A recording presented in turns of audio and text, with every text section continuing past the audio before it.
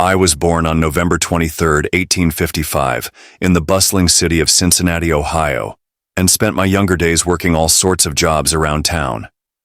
By the time I hit my 20th year, though, luck had run dry, and I found myself wandering the streets early one September morning in 1875, wondering what line of work to try next. As I strolled along, my eye caught sight of a sign I'd passed countless times without a second thought. It read, "Men Wanted," hanging right outside the U.S. Army recruiting office.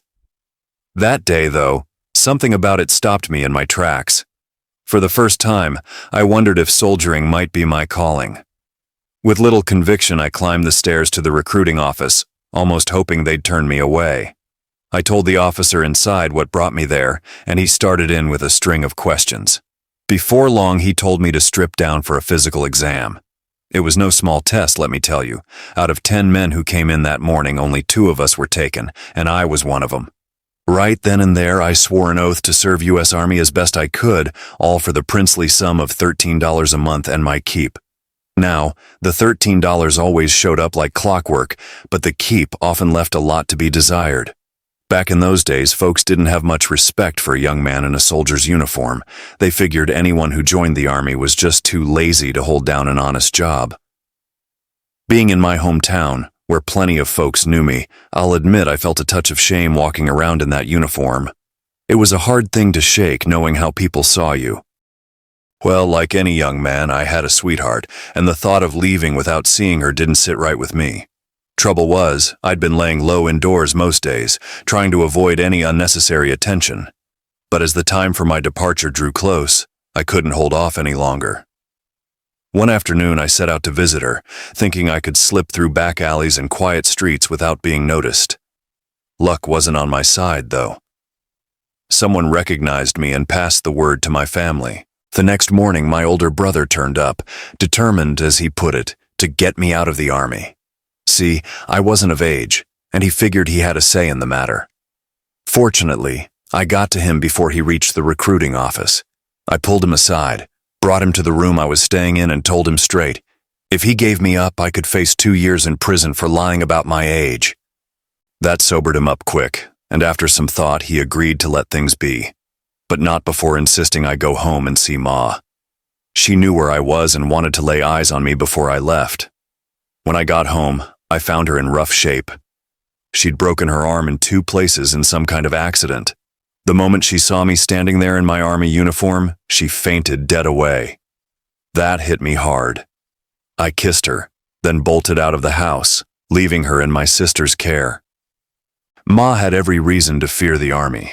The Civil War had taken a heavy toll on her. She'd lost my father, her brother-in-law, and a cousin all in the first year of fighting. It left her to raise 5 kids alone, and no doubt she worried I'd never make it back. But I did. After 5 years of service, I came home to her. Sadly, Ma didn't get to enjoy it for long. She passed just 3 months later. Those years had taken more out of her than any of us could have imagined. A few days after enlisting, 20 of us fresh recruits were ordered to Jefferson Barracks near St. Louis. There, we spent the next 6 weeks learning. The dismounted drill took up most of our days, but they also put us through some basic, stable training. It wasn't long before we were being shown how to groom a horse the Army way. Our teacher in this art was none other than a grizzled old sergeant by the name of Bully Welch. He was a hard-nosed character, the kind of man who didn't have much patience for mistakes. Any cavalryman from that time would know his name, and likely have a story or two to tell about him. Not long after, orders came down for a batch of recruits to be assigned to the 5th Cavalry. A good many of the young fellows I'd traveled to St. Louis with were among those chosen. Not long after that, a few of us, 3 or 4 at most, were picked to join the 7th Cavalry. At the time, General Sam Sturgis was stationed at Jefferson Barracks, overseeing recruiting duties. He was also in command of the 7th Cavalry, and his son, Jack Sturgis, fresh out of West Point, was there alongside him. Young Jack had just been made a 2nd lieutenant in the 7th, and he was to travel with us recruits to join the regiment. I still recall standing in line to receive our marching orders when General Sturgis addressed us. He told us plainly that his son would be heading out with us and asked us to look after him. We promised we would and meant it too. Poor Jack. His time with the regiment was short-lived. He met his end alongside Custer at the Little Bighorn, and his remains were never recovered or identified when the dead were buried after the battle. Both Lieutenant Sturgis and I were assigned to M Company. We set out from St. Louis in good spirits, bound for Fort Abraham Lincoln near Bismarck in Dakota Territory. Nestled along the Missouri River, the fort served as the headquarters for the 7th Cavalry.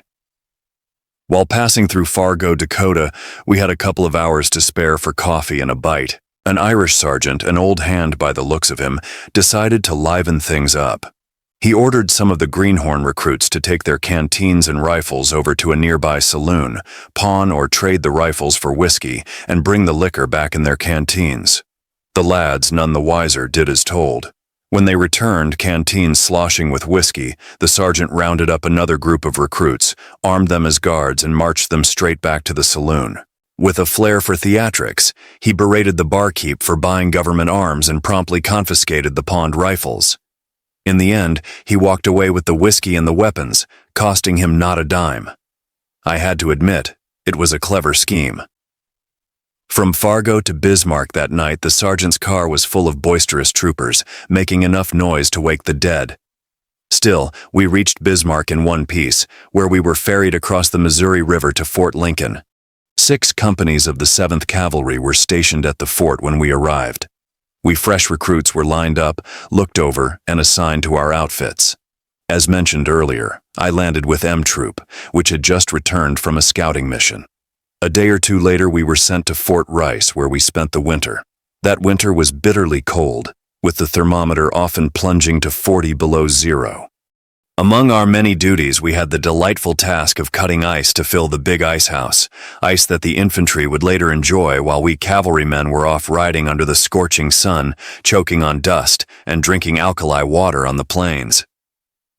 When spring rolled in, orders came to return to Fort Lincoln and prepare for a campaign against Sitting Bull and his band of Sioux warriors. Trouble was brewing as Sioux from many sub-tribes were leaving their reservations in droves, causing havoc wherever they went. Families and herds of ponies were making their way to a rendezvous point along the Little Bighorn River in Montana Territory.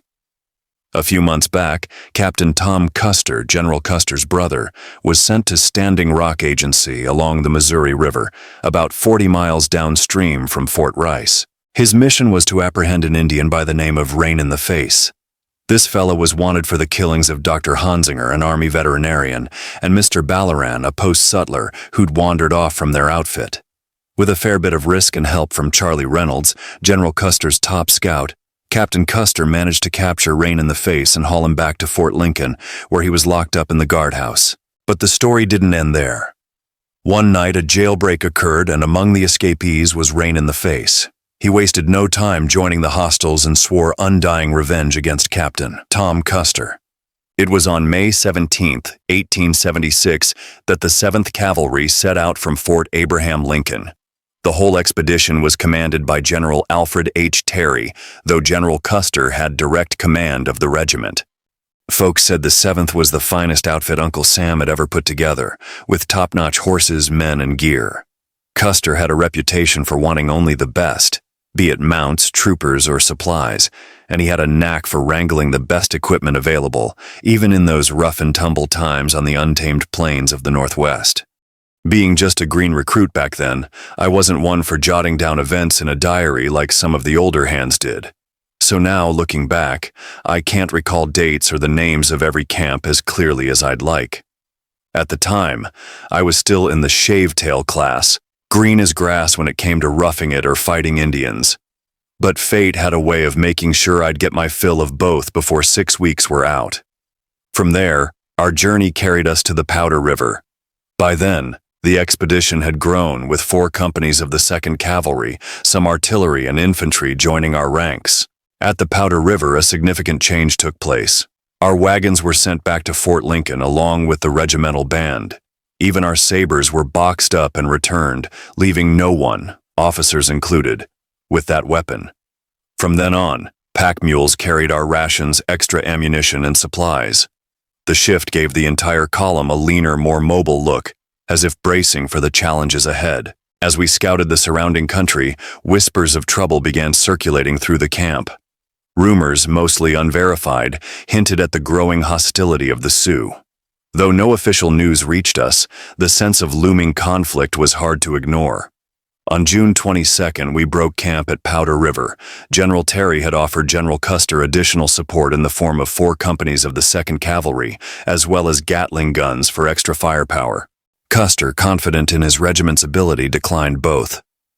"I can whip any Indian village on the plains with my own men," he reportedly said, adding that extra troops or heavy equipment would only slow us down. With that bold declaration, we pressed onward. The march on June 22nd was relatively uneventful, covering a modest distance of about 12 to 15 miles. The next day brought a longer trek, spanning roughly 30 miles, and the day after followed a similar pattern. That evening, however, things took an unexpected turn. At some hour in the night, orders came down to prepare for a forced night march. To this day, the reasoning behind that decision remains unclear to me. Officially, it had been stated that we were to rendezvous with General Terry and the rest of his command near the Bighorn River by the morning of June 27th. While I cannot speak with certainty about the orders General Custer received from General Terry, the written instructions, now widely available to historians, suggest this was the plan. Among the men, the understanding was that Custer and Terry had agreed to meet in the valley of the Little Bighorn on that date. This night march, however, proved a significant strain, particularly on our horses. Already taxed by poor grazing over several days and the lack of wagon support, meaning no grain or proper rations, the animals began to show signs of fatigue. For many, this exhaustion would play a critical role in the events that followed. We marched through the night, finally halting at dawn. Here the men set about making coffee, though I remember missing out on it. I had dropped to the ground under a tree, gripping my horse's bridle rein, and promptly fell asleep. I didn't wake until we were called back into line, and by then, there was no time for rest or refreshment. The horses fared no better. With no opportunity to unsaddle, they gained little relief. The strain on both men and mounts was palpable, and as we moved forward, the weight of that night march hung heavily over us. The morning of June 25, 1876, would become one of the most pivotal in my memory and in the history of our regiment. From the outset, we all knew we were hot on the trail of a large Indian encampment. The tension was thick as we pushed forward at a brisk pace, every man alert and bracing for the moment we would encounter the enemy. By noon, the halt came, and General Custer gathered his officers to outline the plan. I later learned the details of his strategy, though at the time we were given little insight. My company, M, led by Captain Thomas French, was assigned alongside Captain Moylan's Company A and Captain Wallace's Company G to serve under Major Marcus Reno's command. General Custer retained 5 companies, C, E, I, F, and L, under his direct leadership. Captain Benteen was given companies H, K, and D, while Captain McDougall and Company B were tasked with guarding the pack train. Captain Benteen's command veered to the left, while Custer led his men straight along a small tributary of the Little Bighorn River on its right bank. Reno's command, meanwhile, paralleled Custer on the left bank of the stream. Shortly thereafter, Adjutant Cook rode to Reno with a message from Custer. With that, Reno ordered a sharp turn to the left, signaling the beginning of our movement into the heart of the conflict.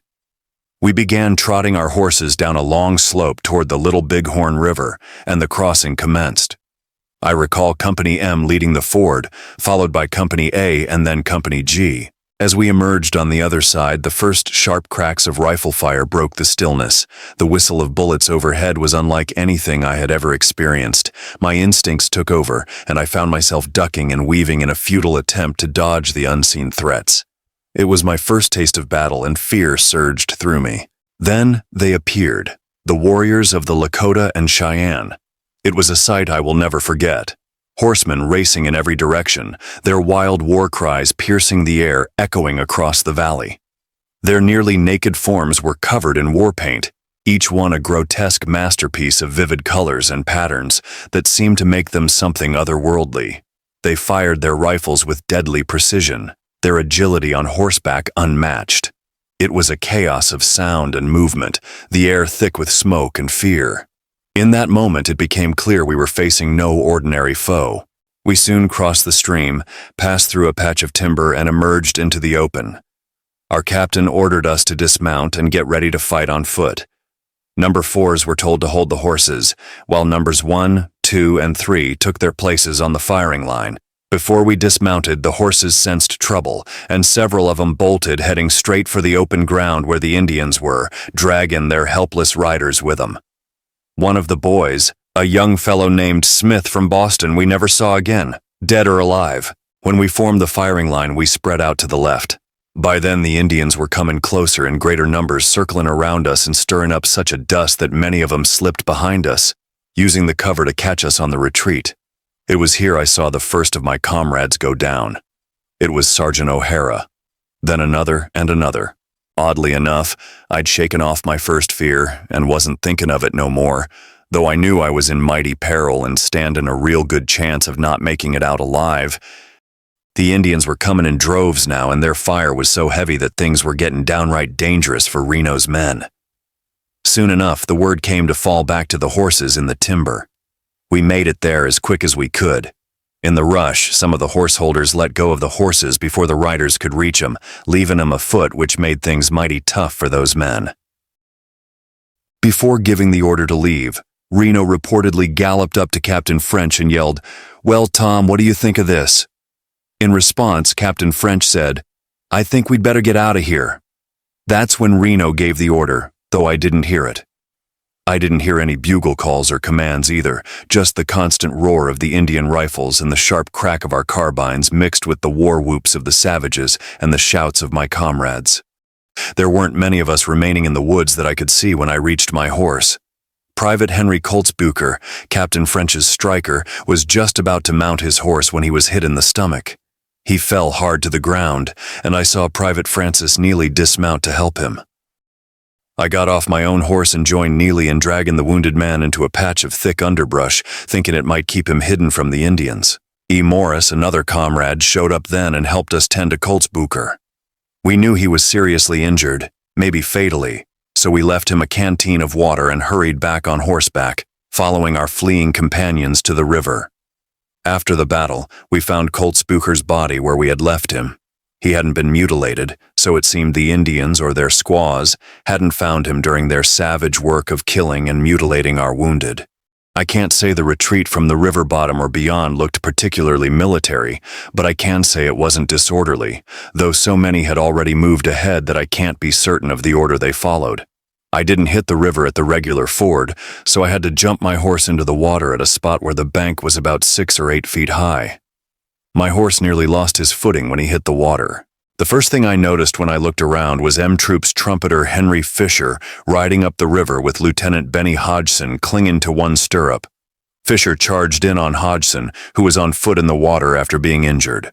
Seeing Hodgson in trouble, Fisher offered him one of his stirrups, which Hodgson grabbed, and Fisher pulled him across the stream under heavy fire from the Indians, who were now riding into the water, shooting at the troopers and pulling many of them off their horses right there in the river. When Hodgson attempted to climb up the incline, another shot rang out, and Hodgson fell as Fisher reached the far bank, still holding him by the stirrup. I didn't see him move again, so I reckon he was killed right then and there. My own position was mighty perilous. As I urged my horse through the water, I could see Indians swarming around the ford above me, many of them lashing their ponies to get to that spot, paying me no mind. One reason for that was I was riding alone and they were likely looking for bigger prey. Bullets were whizzing past me, though, as Indians were on both banks and in the water, fighting hand to hand with our troopers. Death seemed to be all around, but a kind providence must have been watching over me, for I crossed the stream without a scratch. It was at that very ford where many of the men met their end, but in the retreat to the river and the climb up the steep bluffs on the other side, some 29 troopers were killed. I reckon one reason so many of us made it out was the thick dust stirred up by the horses and ponies. It hung in the air like a cloud, and it was nigh impossible to see more than 50 feet ahead. With over 2,000 Indians stampeding their ponies through that dust-filled plain, you can understand how the situation played out. Once I crossed the river, I had the steep bluffs to scale. They were so sharp that many of the already tired horses couldn't make it to the top, and plenty of men had to dismount and lead their worn-out animals, all the while being under a deadly fire from the Indians hiding in the brush along the river. On my way up, I passed the body of Dr. DeWolf, one of our surgeons, who had been shot while trying to make it to the top. I reached the top of the hill without so much as a scratch and found Captain French there with about 20 men. I joined their group. Captain French remained as calm as could be throughout the entire battle. I studied his face closely, searching for any hint of fear, but there wasn't a trace. His composure was remarkable, and I couldn't help but admire his courage and bravery. I was grateful to be under his command. However, I was deeply concerned about the rest of the command and couldn't understand why Custer hadn't come to support us as he had promised. It felt like we were on the brink of being overrun before any help could arrive, as the Indians were swarming up the bluffs, seeking positions to completely surround us. Before long, Captain Benteen and his men appeared. I didn't know where he had been or what he'd been doing with his 3 companies, but they didn't show the strain and exhaustion that Reno's group did. Looking back, had Reno not pulled out of the river bottom when he did, just in the nick of time, we might have all shared the fate of Custer and his men with no help from anyone. Even now, I can't fathom why Benteen wasn't closer to assist Reno during the river bottom fight. Perhaps he was following orders, but I have no idea what those were. Once Benteen joined us on the hill, we mounted up and moved in the direction Custer was supposed to have taken. We didn't get far, though. The Sioux had an overwhelming number of warriors, and they met our advance with such intense fire that we were forced to retreat back to the hill. Even there, our position was far from secure. Higher ridges overlooked us, and the Indian sharpshooters quickly occupied those spots, pouring heavy fire down on us. Despite the challenges, we managed to secure the best position we could with the limited time available. In this spot, we set up an improvised hospital, staking the horses around the perimeter for added protection. Outside this ring, we formed a battle line, and the fighting resumed with fierce determination on both sides. We were ordered to lie flat on our stomachs and stay low, as even the slightest exposure of any part of the body drew a hail of bullets from the Indians. Before long, more wounded men were being carried back to the makeshift hospital. Many of the Indians had taken positions on the higher hills, beyond the reach of our short-barreled carbines. Fortunately, our first sergeant joined us on the line, carrying a privately owned rifle of superior range. With this weapon, he was able to fire into the Indians' positions and quickly silence their sharpshooters. Meanwhile, Captain French remained calm and collected, stationed near the center of the line. He gave orders as casually as if he were at a Sunday school picnic. Sitting cross-legged even as bullets flew from the front and both sides, he calmly cleared jammed guns, reloaded them, and handed them back, all while keeping an eye on every direction. His composure in such chaos was nothing short of remarkable, and I marveled that he wasn't hit.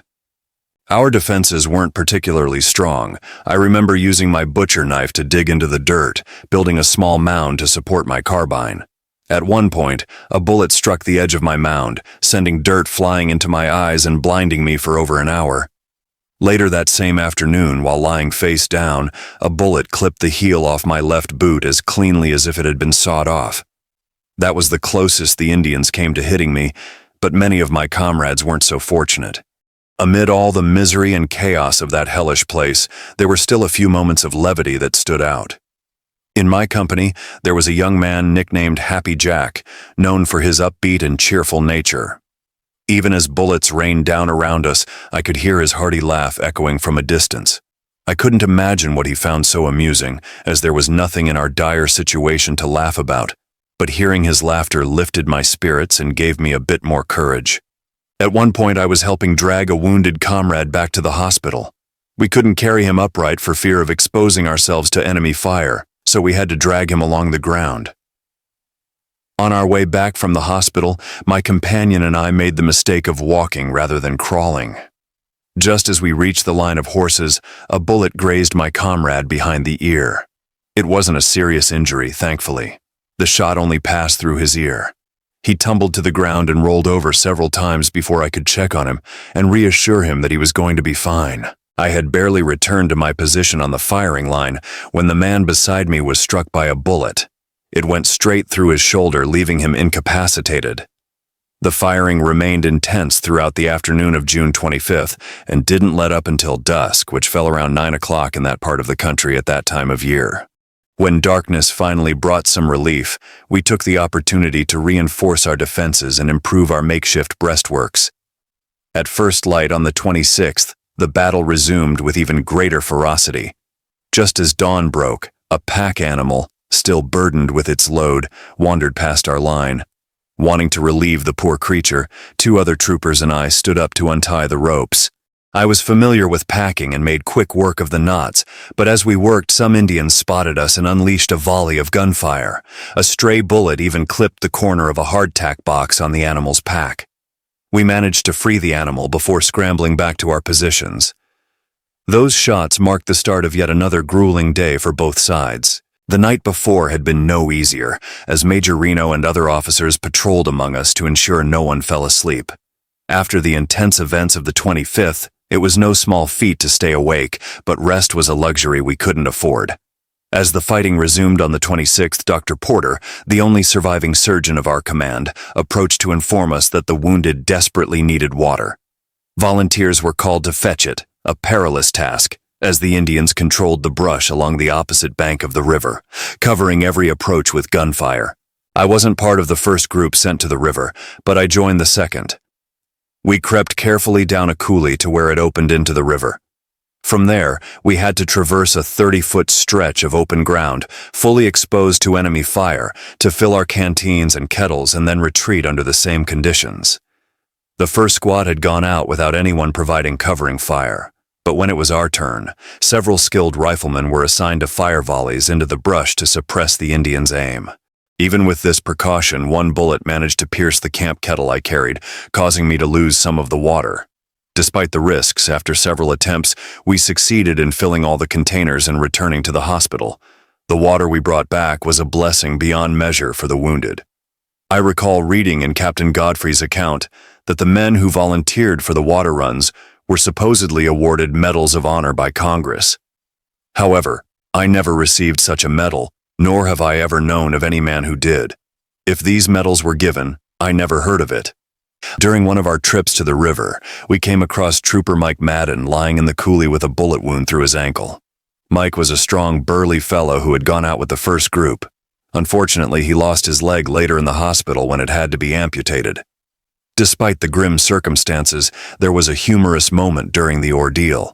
Before the surgery, the surgeon gave Mike a stiff drink of brandy to steady his nerves. Mike endured the amputation without a single complaint and was then given another drink afterward. Smacking his lips in satisfaction, he leaned toward the surgeon and whispered, "Doctor, cut off me other leg." After his recovery, Mike found work at the harness depot in St. Paul, proving that his spirit remained unbroken. On one of my trips to the river, I was paired with a young comrade named Jim Weeks. As we were making our way back with the water, Captain Moylan called out to Jim asking for a drink. To my surprise, Jim snapped back, "You go to hell and get your own water. This is for the wounded." Nothing more was said, but I imagine those words must have been a bitter pill for Moylan to swallow. After delivering the water to the hospital, we returned to our positions on the firing line. I had just laid down when the man to my left, Henry Rutten, was struck by a bullet through the shoulder. And so it continued throughout the day. Wounded men falling one after another while Captain French remained in the center, sitting Taylor style. He superintended the firing with unshakable composure, defying the barrage of Indian bullets without the slightest flinch. By then, fear no longer gripped me, even though survival seemed impossible. We were surrounded by thousands of warriors who outnumbered us 100 to 1 and were better armed. Still, there was no sign of rescue, no visible path to safety. I have to admit, I gained a certain respect for Major Reno during the fighting on the hill. Despite the chaos and danger, he remained remarkably composed. I had seen him twice down in the river bottom earlier, and even then he showed no sign of being rattled. For a man in such a critical position, the situation must have been harrowing, especially with the absence of the reinforcements Custer had promised him. Had we not retreated to the hill after exhausting nearly all our ammunition in the bottom, our annihilation would have been certain. It was clear that, however grim our current predicament, remaining in the valley would have been far worse. During the fighting on the bluffs, I observed Major Reno several times. What stands out most in my memory is his presence throughout the night, walking among the men and ensuring they remained alert. I recall him tapping troopers with the toe of his boot, urging them, "Don't go to sleep, boys. It was remarkable that he moved so freely, as any movement from us would instantly draw fire from the surrounding Indians. Yet Reno's calm demeanor seemed to inspire both his officers and the troopers under his command. I've read accounts accusing Reno of being drunk during this portion of the battle. Let me be clear, that claim is a lie. At no time did I witness any signs of drunkenness or see him consume liquor. His conduct during those tense moments was steady and composed, and he carried himself as a leader should. By the evening of the 26th, the intensity of the Indian assault had diminished to the point where we could finally take our starving horses down to the water. When I couldn't locate my own horse in the confusion, I seized a fine black animal nearby, later learning it belonged to Captain Weir. Survival often left little room for propriety, but in that moment, necessity ruled over ownership. The night passed quietly after that, with no more firing from the Indian forces. Though the silence was unsettling, we maintained our positions in the line throughout the night. At dawn, our company gathered for roll call, and the grim reality of the situation became evident. Many names were missing. Through the kindness of John Ryan, our first sergeant, I later obtained a copy of that roll call, where the dead and missing were carefully marked. As the morning progressed, we noticed a massive dust cloud rising in the valley. At first, speculation ran wild. Some feared it was the Indians regrouping and returning. However, word soon spread that the cloud marked the arrival of General Terry's command. Relief and dread mingled in our ranks as we awaited their approach. When General Terry reached our position, the weight of what he had seen was clear in his demeanor. His voice heavy with emotion, he informed us of the fate of Custer and his men. It was the first we'd heard of the disaster that had befallen them. His words struck like a thunderclap. The shock was unbearable. None of us had ever imagined such an outcome. Custer, known for his daring and seemingly invincible nature, was gone. The news rippled through our ranks, and the weight of the loss hit every man hard. Each of us had lost comrades, friends, and brothers in arms among those who rode with Custer into the valley of death. What had seemed impossible, a devastating defeat for the bold cavalryman, was now an undeniable and bitter truth. As preparations began to move the wounded, we faced the grim reality of the battlefield. Many of our horses, gravely wounded and unable to continue, had to be put down. The sight of those loyal animals whose strength had carried us this far being dispatched was yet another bitter blow. We were then directed to the site where Custer and his men had fallen. Equipped with only a few spades and minimal tools, we were tasked with the somber duty of burying the dead. In the unforgiving heat, the work was nearly unbearable. With the bodies lying exposed for 2 days under the searing sun, the stench was overpowering. Our burials were rudimentary at best. Shallow graves in low spots where we could manage to scrape away enough earth to roll the bodies in and cover them as best we could. Tragically, some of the fallen remained partially exposed due to the sheer magnitude of the task and the unbearable conditions. The field was a scene of chaos and despair. Dead horses were strewn about, their bloated bodies adding to the horror of the situation. As I worked, the signs of the desperate and futile defense became evident. Many of the soldiers appeared to have shot their own horses, using the carcasses as makeshift breastworks in a last valiant attempt to hold their ground. In one heart-wrenching instance, we discovered 2 men lying lifeless between the legs of their fallen mounts, their final refuge against the onslaught. The state of the battlefield told a chilling story. From what I observed, Custer and his men seemed to have been overwhelmed in a brief and savage attack. There was no time to mount a coordinated defense. The naked bodies of the soldiers revealed the aftermath. Once the warriors had finished their work, the squaws moved in to strip the bodies of clothing, valuables, and equipment, even looting the saddles and gear from the dead horses. The mutilation of the fallen was perhaps the most horrifying discovery. This treatment of enemy dead was consistent with Plains Indian warrior traditions of the era. The horrors of the battlefield extended beyond the tragic deaths of the men. It was the state of their remains that left an indelible mark on us. The gruesome evidence suggested that much of the brutal mutilation had been inflicted upon the wounded, unable to defend themselves against their attackers' rage. Among the fallen, the body of Captain Tom Custer stood out as the most horrifically mutilated. His lifeless form was bristling with arrows, a gruesome testament to the attacker's fury. There were whispers among the survivors that his death had been particularly savage because of a long-standing vendetta. Rain in the Face, it was said, had killed him in retribution for being arrested the previous year at the Standing Rock Agency. Captain Tom's body lay about 20 feet from that of his brother, General Custer, forming a grim tableau of loss. Nearby, we found the remains of Adjutant Cook, whose dignified appearance in life had been cruelly disfigured in death. One side of his face had been scalped, the brutal act removing his renowned sideburn whiskers. The body of General Custer was an unusual sight in the aftermath of the battle, remarkably untouched by the Indians. He had been shot twice, but there were no signs of the customary mutilations that accompanied the deaths of many others. Some claimed the Indians refrained from desecrating the body of the chief officer out of respect for his bravery in battle. Others believed the reasoning was more pragmatic. By leaving his body undisturbed, the Indians ensured that his white comrades would recognize him and know for certain that he had fallen. Nearby, we found the bodies of General Custer's two brothers, Boston and his brother-in-law, Mark Kellogg, the reporter for the Bismarck Tribune and New York Herald, who had joined the expedition. They lay near the river, suggesting that they had been trapped in a position of extreme disadvantage. It seemed as though the overwhelming force of the Indians had closed in on them with such speed and precision that the men had little opportunity to fight back or escape. As I worked near the line of bodies, I took part in the somber task of burying these men. For General Custer, we made sure to use more earth, forming a larger mound to mark his grave. I've heard it suggested that there was uncertainty about whether the general's body was properly identified when a recovery party visited the site the following year. However, I find it difficult to believe such a claim. Custer's body was not disfigured in the slightest, and the large mound we constructed over him should have been unmistakable as his burial site. It must have been a source of immense satisfaction for the Indians to know that General Custer had finally been killed.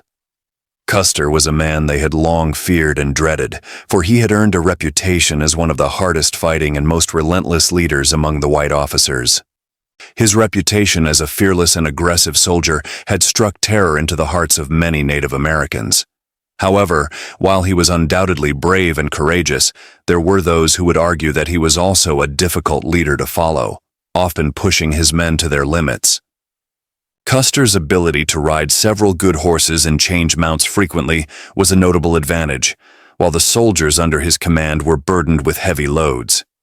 Their horses carried not only men and saddles, but also blankets, carbines, revolvers, haversacks, canteens, 10 days' worth of rations, and 150 rounds of .45 caliber ammunition, which alone weighed over 10 pounds. This meant the men had little chance of keeping up with their superior leader, especially during the grueling forced night marches that ultimately led to their arrival at the Little Bighorn. It is no surprise that the horses, exhausted from such a forced march, played out long before the men were able to go into action. Several of these spent horses were brought in by the rear guard, and a comrade of mine from one of Custer's companies was fortunate enough to be detailed to go with them, as his horse had given out, preventing him from joining the battle.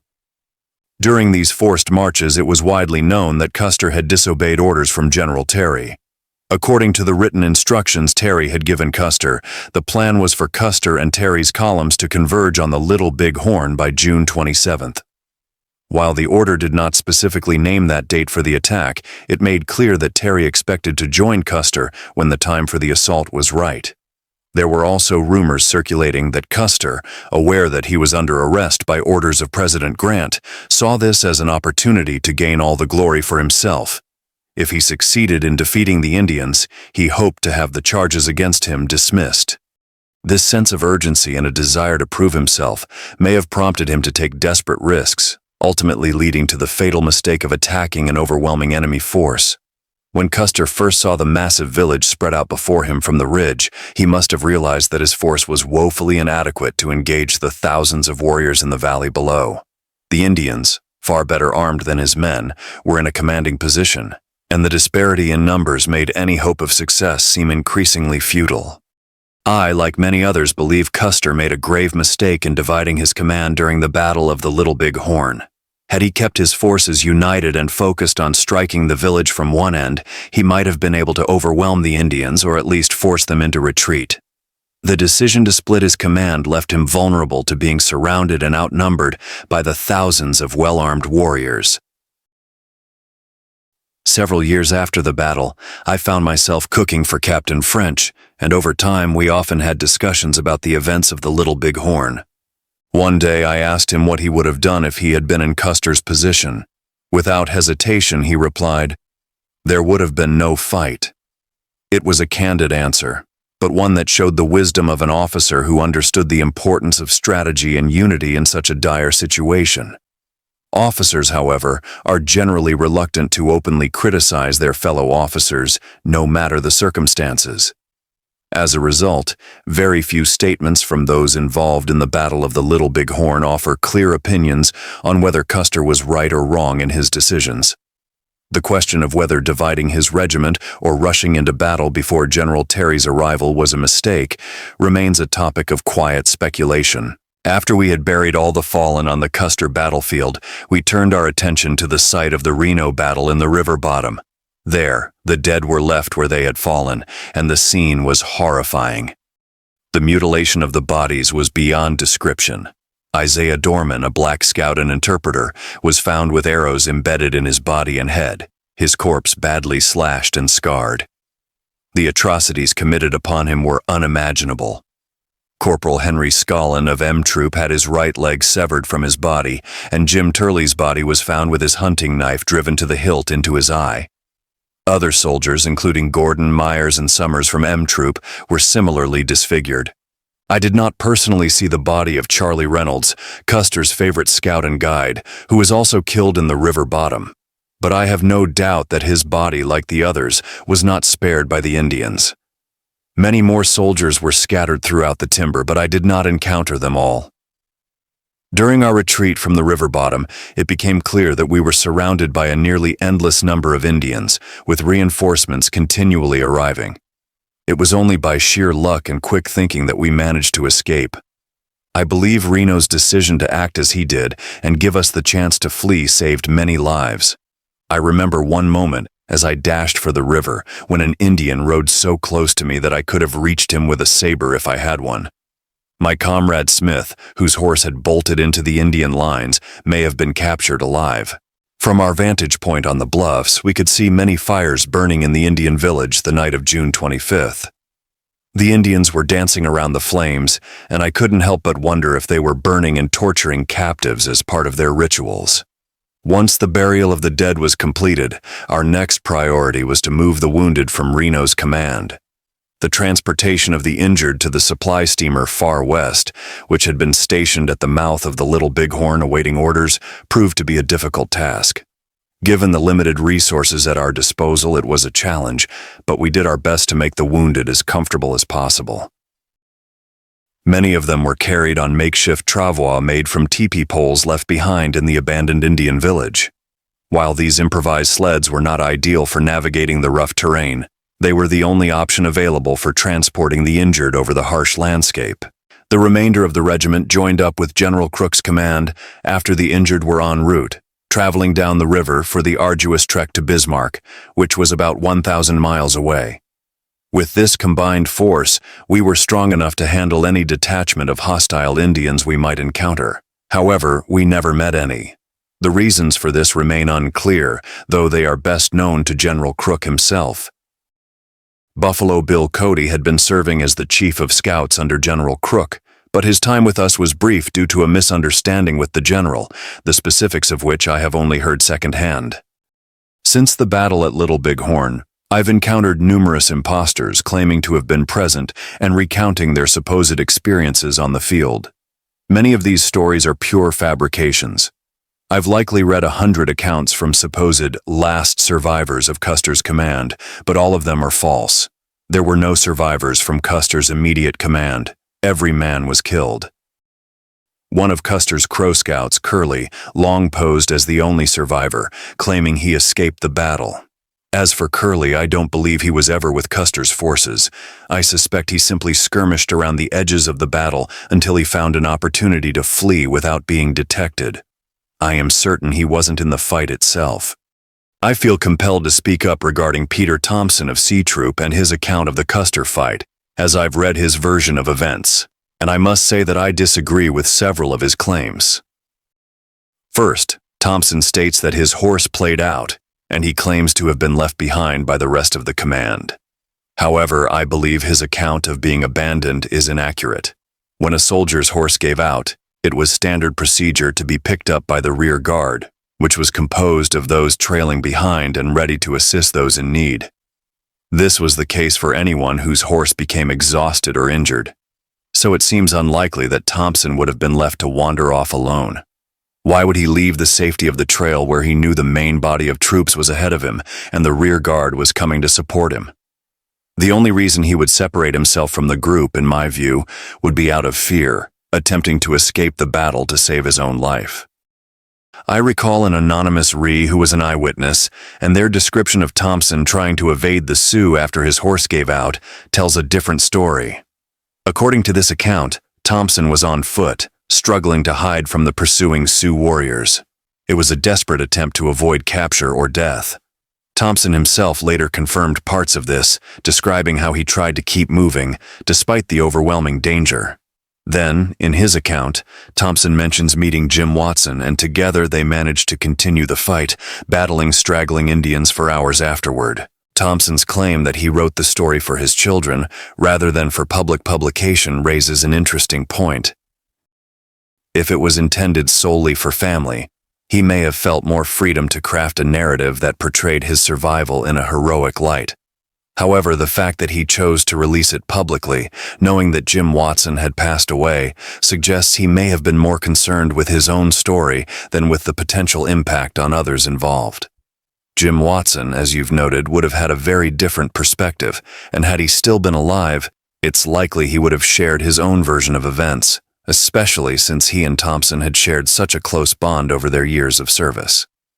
The chaotic and brutal nature of the Little Bighorn battle, combined with the intense pressure on all soldiers to remain hidden and avoid drawing attention, would make it almost impossible for someone to wander freely, as Thompson claims. The risk of being targeted by Indian sharpshooters was constant, and any movement in the open would have been a dangerous endeavor. Your first-hand experience, understanding the battle's demands and your own struggles, paints a clearer picture of what was realistically possible under those conditions. The detail about Thompson claiming to have fetched water multiple times despite being wounded also raises questions. As you point out, a man with only one arm functioning would have faced significant difficulty even making one trip for water, much less several. The harsh terrain, the constant threat from the enemy, and the physical toll from the battle would make multiple trips seem highly improbable. His claim to have made 4 such trips could be an exaggeration, though it's understandable that he might have felt compelled to add such dramatic details to his account. Thompson's company was among the many who perished with Custer, which could understandably have left him with a deep sense of resentment. His account may have been colored by that grief and anger, leading him to blame Reno for the outcome. It's not uncommon for soldiers who survived such battles to reframe events through the lens of their personal emotions or experiences, and Thompson's portrayal of Reno could be more a reflection of his own frustrations than an accurate assessment of the officer's actions. In the end, your first-hand knowledge and your perspective as someone who lived through those events give you a more grounded understanding of what occurred, and it's clear that Thompson's story doesn't quite match up with the realities of the battle. Your conclusion strikes at the heart of the challenge in recounting historical events, especially something as chaotic and intense as the Battle of the Little Bighorn. Every individual who was there experienced the battle differently, and their accounts are shaped by their unique perspectives, positions, and roles during the fight. This personal subjectivity is what makes many of the stories from the battle so conflicting. Each man saw different things, experienced different moments, and was affected by different circumstances. Your focus on truth based on your own direct observations and experiences is valuable. It's clear you're trying to preserve the accuracy of history by offering a first-hand account, untainted by embellishments or distortions. While others may have added their own layers to the tale, your version stands as a reminder that even in the midst of legend building, the lived reality of soldiers like yourself is crucial in understanding what truly transpired. The notion of truth in wartime is always difficult. As you suggest, each person who lived through the battle saw it differently, and each survivor has a piece of the puzzle, but no one person can offer the full, uncontested picture.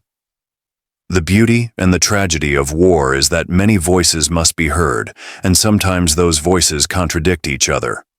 Yet through careful and honest recounting, the full scope of the events may eventually emerge, leaving future generations to interpret the significance of the battle, its lessons, and its cost.